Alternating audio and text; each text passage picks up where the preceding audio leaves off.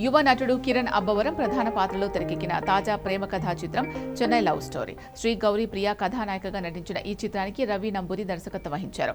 Theatres లో box office వద్ద ఘన విజయాన్ని సాధించిన ఈ సినిమా ఇప్పుడు డిజిటల్ ప్రియులను అలరించేందుకు ఓటీటీలోకి అడుగుపెట్టబోతోంది. గత నెల జూలై 24న థియేటర్స్లో భారీ అంచనాల నడుమ విడుదలైన చెన్నై లవ్ స్టోరీ ప్రేక్షకులను విశేషంగా ఆకట్టుకుంది. కిరణ్ అబ్బవరం నటన, శ్రీ గౌరీ ప్రియతో ఉన్న కెమిస్ట్రీ ప్రేక్షకులను బాగా థ్రిల్ చేశాయి. వసూళ్ల పరంగా బాక్సాఫీస్ వద్ద ఈ చిత్రం ఊహించని రేంజ్లో దూసుకుపోయి 60 కోట్లకు పైగా కలెక్షన్స్ కొల్లగొట్టింది. ఈ భారీ కలెక్షన్లతో ఏడాది టాలీవుడ్లో అతిపెద్ద బ్లాక్ బస్టర్ చిత్రాల జాబితాలో ఒకటిగా నిలిచింది.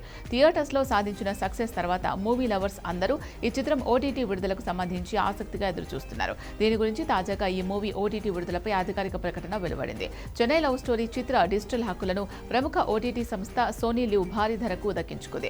ఆగస్టు 21వ తేదీ నుంచి ఈ చిత్రాన్ని డిజిటల్ ప్లాట్ఫామ్లో అందుబాటులోకి తీసుకురానున్నట్లు సంస్థ అధికారికంగా వెల్లడించింది. పాన్ ఇండియా రేంజ్లో ప్రేక్షకుల ముందుకు తీసుకురావడానికి తెలుగు, తమిళం, కన్నడ, మలయాళం మరియు హిందీ భాషల్లో ఒకేసారి స్ట్రీమింగ్ చేయనున్నారు. ఈ ప్రేమ కథా చిత్రానికి మెలోడీ బ్రహ్మ మణిశర్మ అద్భుతమైన సంగీతాన్ని అందించారు. ఆయన అందించిన పాటలు మరియు బ్యాక్గ్రౌండ్ స్కోర్ సినిమా విజయానికి ప్రధాన బలంగా నిలిచాయి. ఈ చిత్రాన్ని మాస్ మూవీ మేకర్స్ మరియు అమృత ప్రొడక్షన్స్ బ్యానర్లపై SKN ప్రముఖ దర్శకుడు సాయి రాజేష్ సంయుక్తంగా నిర్మించారు.